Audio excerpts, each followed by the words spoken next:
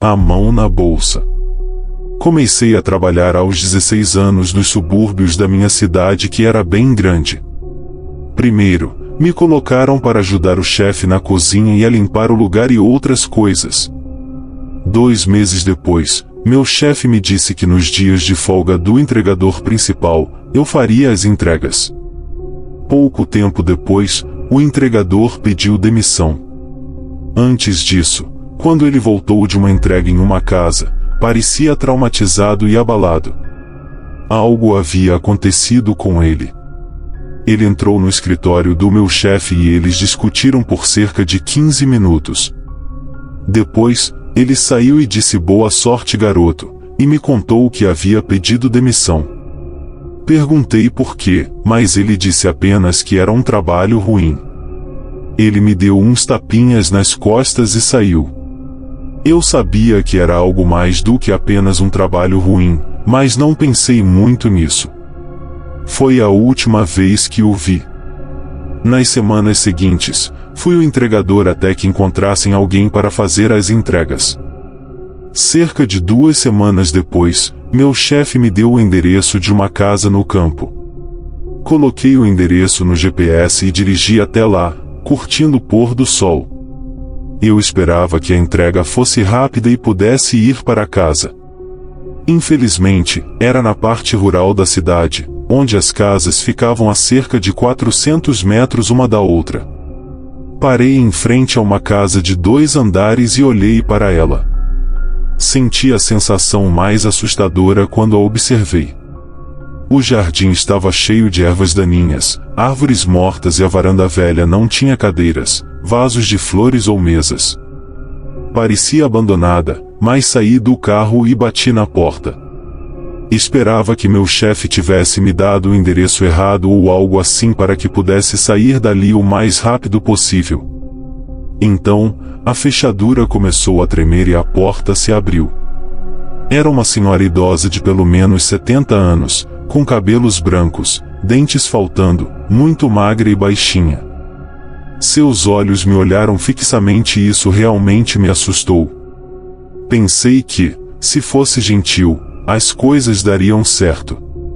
Pizza de pepperoni, senhora, eu disse o mais amigavelmente possível. Sim, ela disse com uma voz rouca, como se tivesse com a garganta inflamada ou algo assim. Aqui está, eu entreguei a pizza para ela, mas ela apenas olhou para a pizza sem emoção e não a pegou. Então ela pegou a bolsa. Você veio com mais alguém? Ela perguntou. Eu congelei e olhei para ela rapidamente, ainda me olhando fixamente. Essa pergunta realmente me assustou. Não, eu disse. Onde está o outro? Ele fugiu da última vez que veio aqui. Disse ela. Ele pediu demissão há algumas semanas, eu disse. Então ela pegou a bolsa e começou a procurar por dinheiro, ou pelo menos foi o que eu pensei.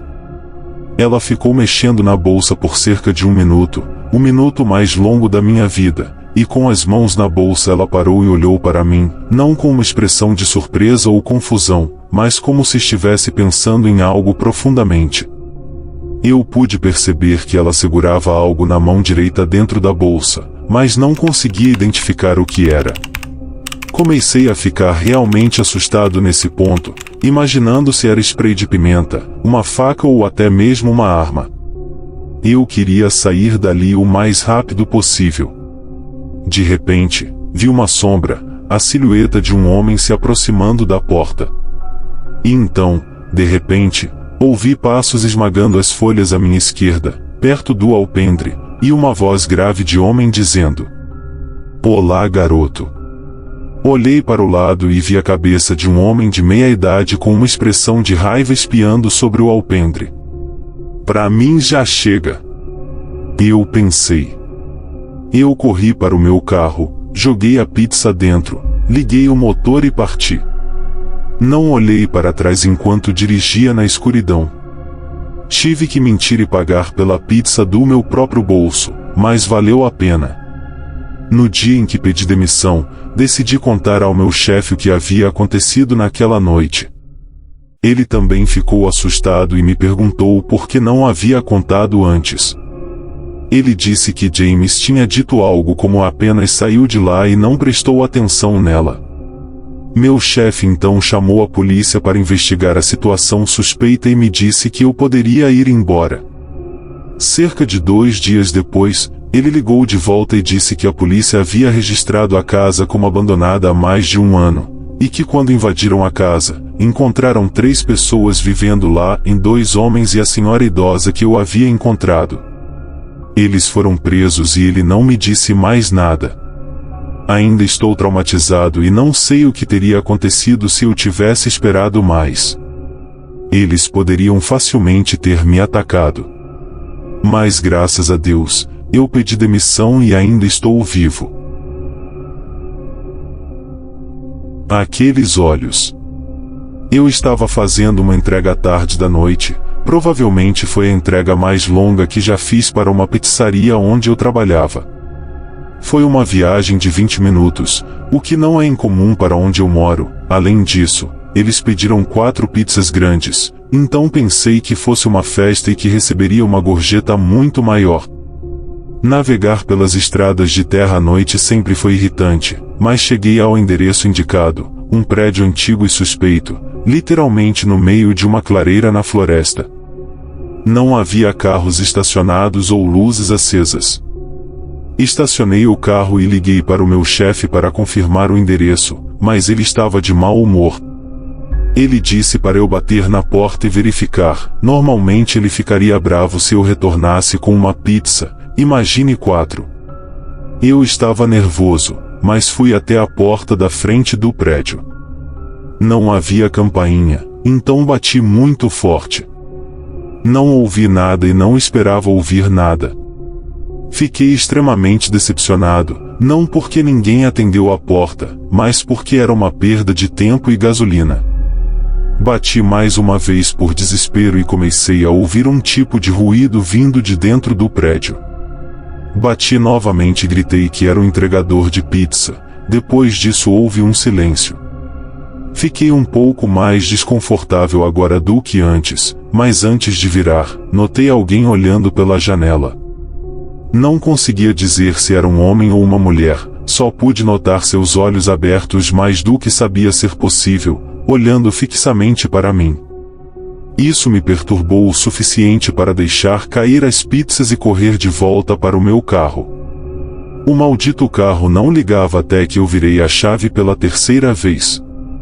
Dirigi para fora da grama e voltei para a estrada de terra. No entanto, senti o carro balançando e sacudindo. Algo não estava certo. Não estava longe do prédio antes de começar a ouvir um som de raspagem agudo vindo de fora. Havia tanta resistência que eu mal conseguia dirigir. O carro parou e saí para verificar o que diabos estava errado. Um calafrio correu pela minha espinha e senti como se meu coração estivesse prestes a pular para fora. Meus pneus foram cortados e haviam caído completamente da roda, não apenas os dianteiros, mas todos os 4 pneus estavam cortados. Alguém fez isso enquanto eu batia na porta daquele prédio. Em vez de correr, entrei no carro e tranquei as portas. Eu estava tão perto daquele prédio que podia vê-lo praticamente de onde estava, se não fossem as árvores bloqueando a visão. Liguei para a polícia e relatei tudo para a operadora, que disse que os policiais chegariam o mais rápido possível e que eu precisava me esconder. Perguntei se seria melhor ficar no carro ou correr, e ela me disse que era melhor ficar no carro com a porta trancada. Ela me pediu para continuar na linha com ela até que a polícia chegasse. Meu corpo inteiro tremia em todas as direções, não havia nada além de uma floresta escura e aparentemente interminável ao meu redor. Eu sabia que levaria uma eternidade para a polícia chegar lá. Eu não me sentia confortável em ficar sentado naquele carro tão perto de quem fez aquilo. A próxima parte, no entanto, é o que realmente me destruiu. Ainda me abala até hoje, e espero que ninguém jamais tenha que experimentar esse tipo de medo. Enquanto eu olhava por todas as janelas, certificando-me de que ninguém estava no lado de fora, olhei no retrovisor e lá estava a mesma pessoa que vi naquela janela, com os olhos abertos mais do que eu já havia visto. Agora eu podia ver que era uma mulher, e pude ver sua boca se curvando em um sorriso sinistro. Abri a porta e corri como um louco para a floresta, sem me importar com o quanto de barulho eu estava fazendo. Eu corri até ficar sem fôlego, o que não demorou muito, e me escondi atrás de um grande tronco no chão. Tentei cobrir minha respiração alta com a mão enquanto esperava por horas até que finalmente ouvi sirenes ao longe. Juntei todas as forças que ainda tinha e corri de volta na direção da estrada de terra. Eventualmente, as luzes vermelhas e azuis brilhantes surgiram à vista, e nunca me senti tão bem na vida. Eles estacionaram na frente do meu carro e começaram a investigar com lanternas. Eu saí gritando para eles me ajudarem como um louco, caí no chão e comecei a vomitar de tanto correr. Eles me levantaram e começaram a me questionar, para os quais eu expliquei tudo da melhor maneira possível. O carro da polícia foi até o prédio e os 2 policiais começaram a procurar lá dentro. Eles não encontraram nada, exceto por alguns objetos pontiagudos. Esses objetos eram exatamente os mesmos usados para cortar meus pneus. Os policiais especularam que era algum tipo de casal doente mental, considerando que eu contei sobre a mulher, mas infelizmente nunca foram encontrados. Obviamente, eu saí do meu trabalho imediatamente após isso, e comecei a trabalhar em uma mercearia local. Eu sei que nunca vou esquecer de ver aquela mulher atrás do meu carro. Um convite ao porão. Eu nunca vou esquecer quando cobri o turno do meu amigo em uma pizzaria onde trabalhávamos. Ele era o entregador, enquanto eu normalmente ficava no caixa. Naquela noite, fiz 2 entregas. Então, meu gerente me deu uma última entrega para a noite, que estava a 8 quilômetros de distância, o que era uma longa viagem para o que eu estava acostumado. O GPS me mandou sair da rodovia e entrar em uma cidade muito quieta que eu nunca havia ouvido falar antes. O GPS me levou por algumas estradas secundárias ainda mais mortas do que as ruas principais dessa cidade. Metade dos postes de luz nem estava ligada. Eu não gostei da aparência desse lugar e só queria entregar a pizza e ir embora. Cheguei à casa, que era uma pequena construção de um só andar. Toquei a campainha e quase imediatamente a porta se abriu. Era um homem mais velho, talvez na casa dos 50 anos. Os poucos cabelos que restavam em sua cabeça eram grisalhos e ele tinha um rosto muito pálido, com um bigode cinza. Ele sorriu para mim e disse que voltaria em breve. Ele caminhou para dentro de sua casa e eu fiquei ali, na frente da porta, esperando por ele. Eu estava um pouco desconfortável com a área, e a aparência do homem que me atendeu não ajudou. O som de passos nas tábuas rangentes dentro da casa chegou aos meus ouvidos enquanto eu esperava. O homem apareceu na porta novamente, com um sorriso, e disse que eu deveria entrar por causa do frio. Eu disse que estava tudo bem, mas ele começou a me pressionar para entrar. Eu não posso justificar minhas ações, mas estava muito frio lá fora. E eu, tolo, entrei na casa de um estranho suspeito. Ele fechou a porta atrás de mim e entrou apressado em outra sala. Não estava nem um pouco quente na casa, ele claramente nem tinha um sistema de aquecimento. Desconfortável, eu fui me aproximando da porta cada vez mais. Então, o homem saiu de outra sala e me deu outro sorriso. Ele abriu uma porta aparentemente levando ao porão e olhou para baixo, dizendo que normalmente deixava o dinheiro lá embaixo. Ele me pediu para descer com ele, mas eu recusei. Mesmo de onde eu estava, podia ver que estava totalmente escuro lá embaixo. Foi aí que tudo desmoronou. Eu ouvi o som de uma tábua rangendo vindo do porão. Alguém mais estava lá embaixo. Decidi que era hora de ir embora e virei para abrir a porta, mas o homem já estava bem em cima de mim.